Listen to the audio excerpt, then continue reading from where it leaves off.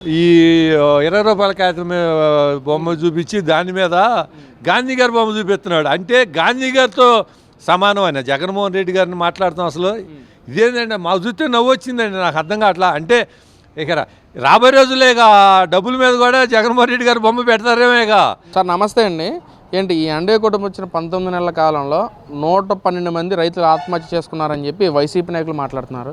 ఏంటి నిజంగా రైతుల పట్ల ఈ ప్రభుత్వం సరిగ్గా పనిచేయట్లేదా లేకేంటి సార్? అసలు రైతులు ఆత్మహత్య చేసుకోవడానికి నువ్వు రైతులను మోసం చేసి రైతు భరోసా డబ్బులు ఇస్తానన్న డబ్బులు నువ్వు ఇచ్చావయ్యా?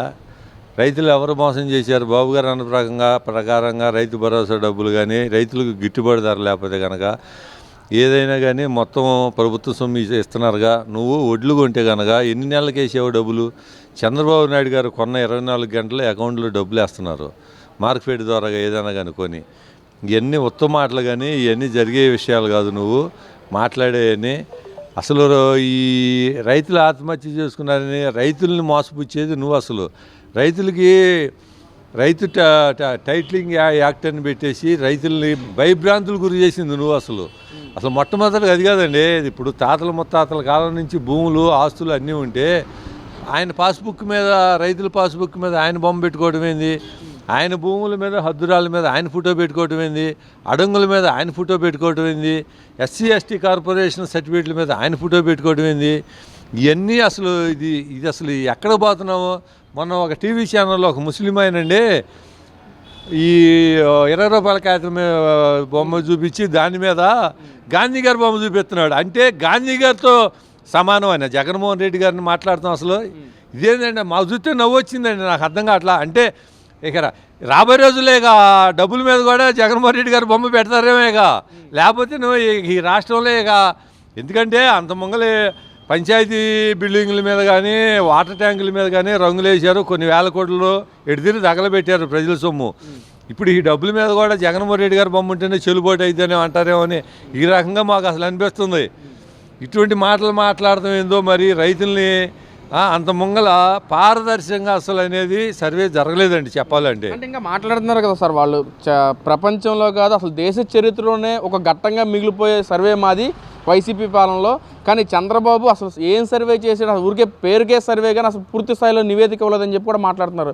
కానీ వాళ్ళు చేసిన సర్వే మాత్రం చరిత్రలో మిగిలిపోయే ఘట్టంగా తయారైందంట. మరేంటి సార్ అది? ఏమంటే వాళ్ళు చేసింది సర్వేలో ఇప్పుడు ఒక నెంబర్లో కనుక ఒక 20% తగ్గింది అనుకోండి, 4 రైతులు ఉంటే కనుక 4, 5, 20 నలుగురు సమానంగా తగ్గియాలి. అట్లా కాకుండా వాళ్ళు అనుకూల వర్గాలకైనా కరెక్ట్గా ఇచ్చేసి అనుకూలం లేని వాడికేమో ఒక్కడికే తగ్గించినవి చాలా ఉన్నాయండి.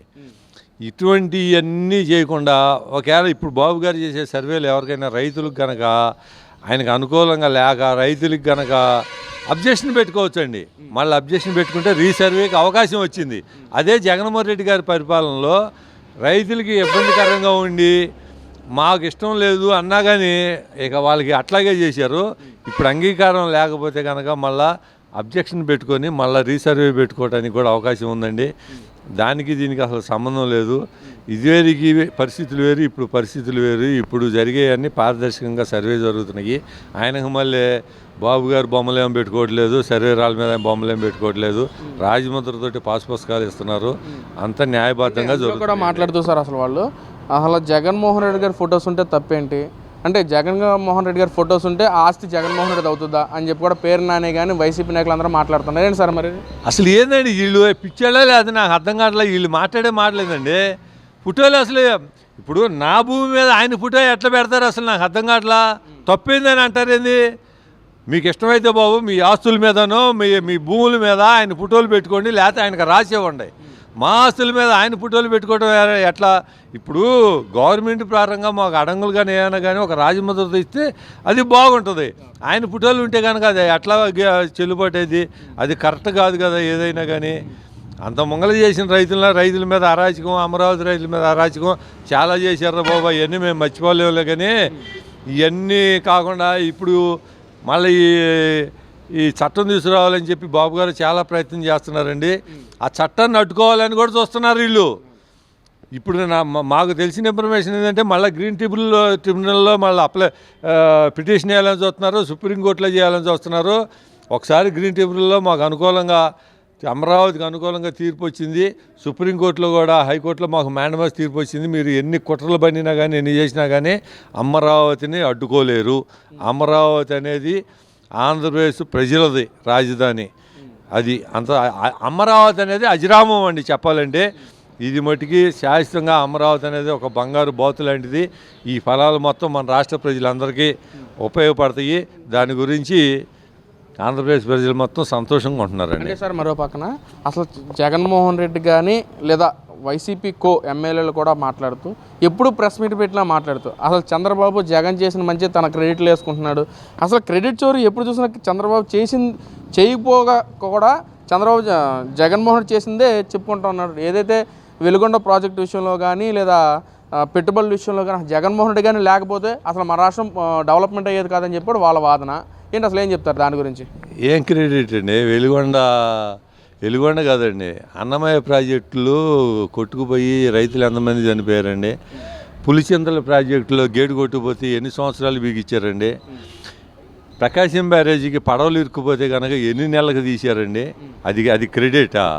అటువంటి పనులు చంద్రబాబు నాయుడు గారు ఇల్లు ముంచాలని చెప్పి ఆ గేట్లు లేకుండా కరకట్ట కమలాసన ఆయన ఎక్కడో షార్ట్గా దాక్కున్నాళ్ళండి.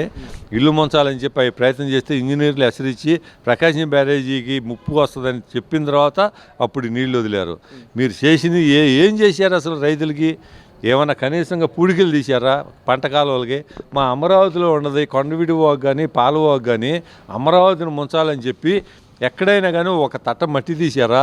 మీరు ఎన్ని రకాలుగా ఆంధ్రప్రదేశ్ ప్రజలు నాశనం చేయాలని చూస్తే ఆ భగవంతుడే మమ్మల్ని కాపాడాడండి. అసలు క్రెడిట్ చేయడానికి ఈయన ఏం అభివృద్ధి చేశాడని, ఏ కంపెనీలు తీసుకొచ్చాడని, ఎవరికి ఉద్యోగాలు ఇచ్చారని, కనీసం ఒక్కరికి ఉద్యోగం ఇచ్చావని నీ కార్యకర్తలకు వాలంటీర్లు తప్పితే ఎవరికైనా కానీ ఉద్యోగాలు వచ్చినాయి? ఒక ఐటీ కానీ ఏదైనా కానీ మొత్తం చెన్నై కానీ హైదరాబాద్ కానీ బెంగళూరు కానీ మన వాళ్ళందరూ అక్కడ పోవడం తప్పితే ఇక్కడ మన ఆంధ్రప్రదేశ్లో ఏదైనా ఉన్నాయా? రేపు బాబు గారు కాటన్ వ్యాలీ పెడుతున్నారు. అది కనుక పూర్తి అయితే కనుక చదువుకున్న పిల్లలకి ఏదైనా కానీ ఉద్యోగ అవకాశాలు వస్తాయి. 15 బ్యాంకులు శంకుస్థాపనలు జరిగినాయి. అవి కూడా కడితే కనుక ఉద్యోగ అవకాశాలు మన అందరికీ వస్తాయి కదా. ఇవి తెలుసుకోవాలి. కానీ మాట్లాడితే మొత్తం బాబు గారు ఏది చేసినా కానీ నా క్రెడిటే. అంతకుముందు దావోసు పోవటానికేమో మాకు చలి ఎక్కువగా ఉంది, పోవటానికి వెళ్ళేదని అంటున్నాడు. వాడు కోడిగుడ్డు మాత్రమేమో ఇప్పుడే గుడి పెట్టింది, గుడ్డే పొదగాల, అది పిల్ల అవ్వాలని చెప్పి అమర్నాథ్ గారు అటువంటి మాటలు మాట్లాడారు. ఇవన్నీ ఏమి లేదండి, వాళ్ళకి ఏమి తెలీదు. అమ్మడి రాంబాబు గారిని పోలవరం ప్రాజెక్టు అంటే అసలు ఆడపోతే అది ఎట్లా ఉందో కూడా మాకు తెలియదు అని అన్నారు.